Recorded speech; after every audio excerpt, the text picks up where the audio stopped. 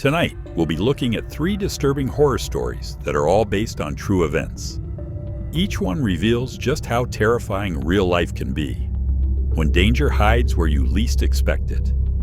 From someone secretly living in an attic, to a late-night ride that went horribly wrong, to a neighbor who seemed to vanish into thin air. These are 3 disturbing true horror stories.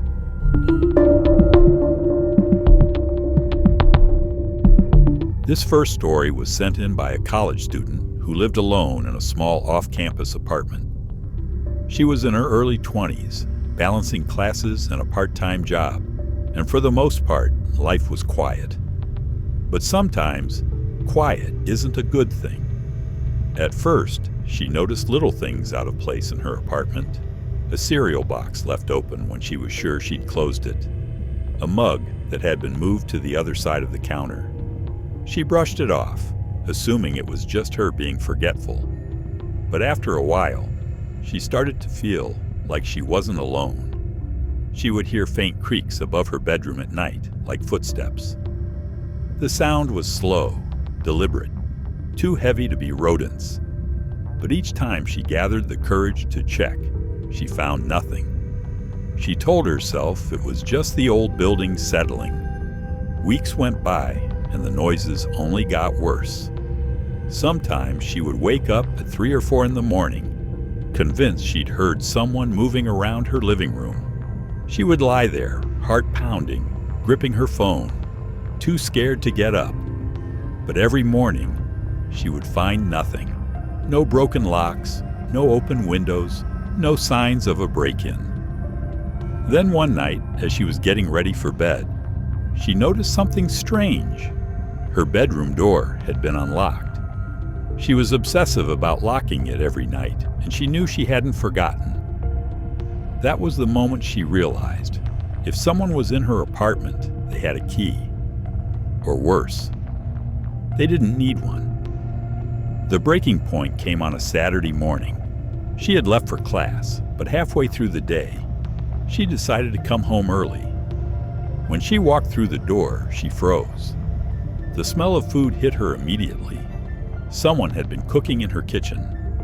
A plate sat in the sink, and her fridge door was slightly ajar. Terrified, she called a friend, and together they searched the apartment. That's when they noticed the hatch to the attic was slightly open. With shaking hands, they called the police. When officers arrived and climbed into the attic, what they found was worse than she could have imagined. A man had been secretly living above her for weeks. He had blankets, food wrappers, even a small flashlight and notebooks. He had been coming down at night while she slept, eating her food, moving through her apartment like it was his own. The police said it looked like he had been watching her, waiting for the right moment to do something worse. The student never returned to that apartment again. She moved out immediately and stayed with family until she could find a new place. The experience left her shaken, and to this day, she triple checks every lock, every door, every window. And because she knows now that sometimes the scariest threats aren't outside, they're already inside your home. This story is disturbing, but it's also a reminder. Pay attention to small details. Trust your instincts when something feels off. Don't ignore sounds you can't explain. What saved this student was acting quickly and calling the police before things escalated. Safety starts with awareness, and sometimes, being cautious can mean the difference between life and death.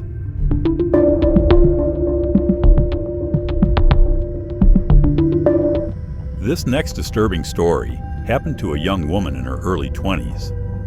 She had been working late at a small restaurant just outside of the city. By the time her shift ended, it was after midnight and the streets were mostly empty. Normally, she had a friend who drove her home, but that night no one was available. So like countless others, she turned to a rideshare app.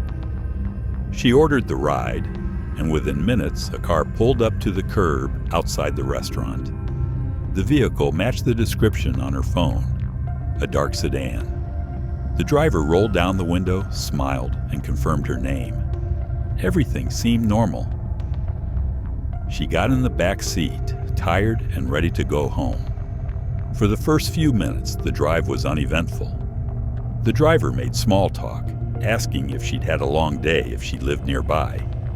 But slowly, she began to notice things that didn't feel right. His questions started to feel too personal. Did she live alone? Was anyone waiting for her? What time did she usually get home? She laughed nervously and gave vague answers, but inside, her stomach turned with unease. Then she glanced at the GPS on her phone. The route didn't look familiar.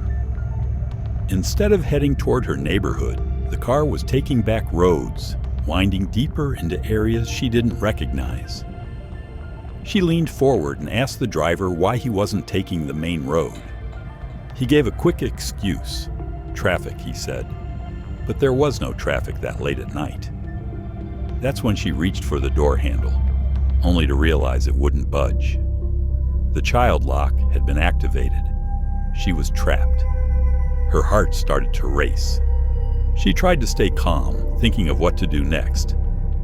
She slid her phone low onto her lap and quietly texted her friend. "This driver's taking me the wrong way. Please track my location." The friend responded immediately, asking questions and urging her to stay calm. Meanwhile, the driver kept driving, his small talk growing eerier, his tone shifting.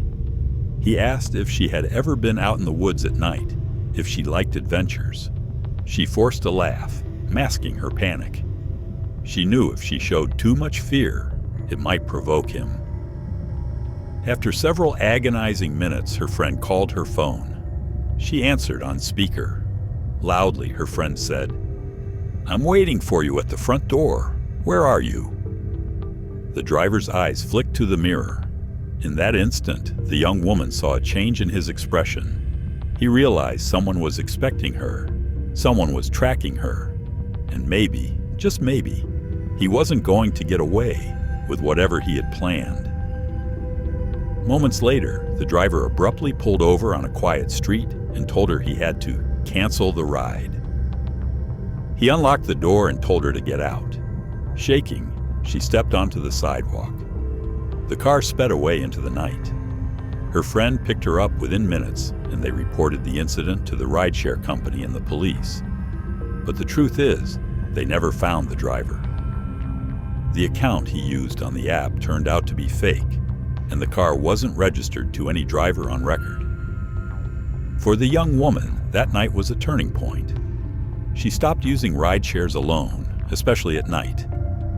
She learned to always check the license plate, to share her ride details with a friend, and to trust her instincts the moment something felt off. Because the most disturbing part wasn't that she almost got taken somewhere she didn't want to go. It was how normal it all seemed at first. How easily danger can disguise itself as convenience. This story is disturbing because it reminds us how vulnerable we can be in everyday situations. But it also holds value. Always verify your ride. Always share your trip details. And never dismiss the uneasy feeling in your gut.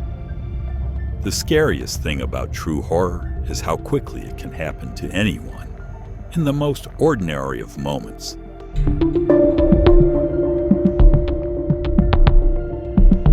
There's something unsettling about realizing you never really know the people who live right next door to you.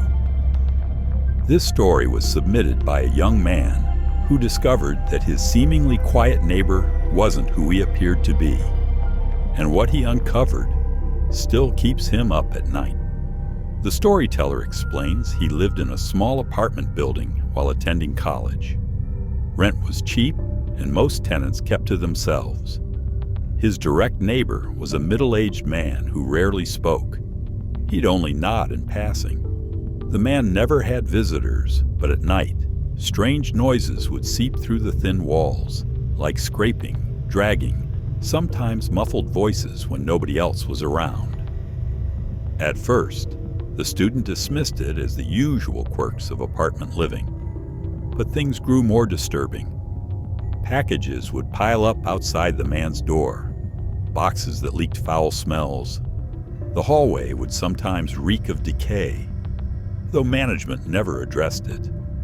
One night, returning home late from the library, the student saw his neighbor standing in the hallway, completely still.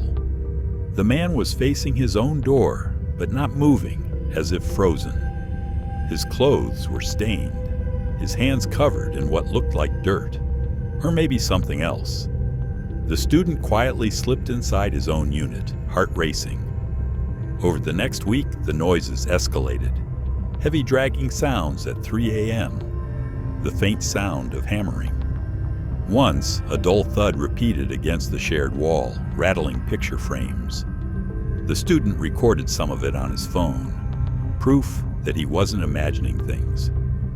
One night, curiosity got the best of him. Peeking through the peephole, he saw the neighbor dragging a large, plastic-wrapped bundle into his apartment. It was far too large and heavy to be anything ordinary. Fear surged, and the student debated calling the police, but without proof, he worried he'd just sound paranoid.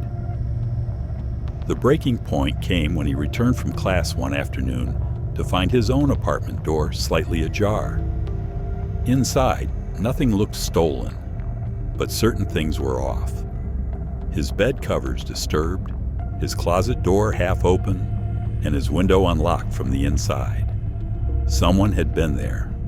That night, he slept with the lights on. Around 2 a.m., he woke to the sound of his door handle being tested, slowly, gently, as if someone outside was trying to see if it was locked. He sat frozen, phone in hand, while the handle stopped, then silence. Finally, terrified for his life, he called the police and reported his suspicions. When officers entered the neighbor's apartment, what they found was worse than anything he imagined. The man had been hoarding decaying animal carcasses, stolen belongings from tenants, and, in one locked room, evidence suggesting he'd been watching and planning to break into other apartments, including the storytellers. Maps of the building, notes about tenant schedules, even photos taken through people's windows.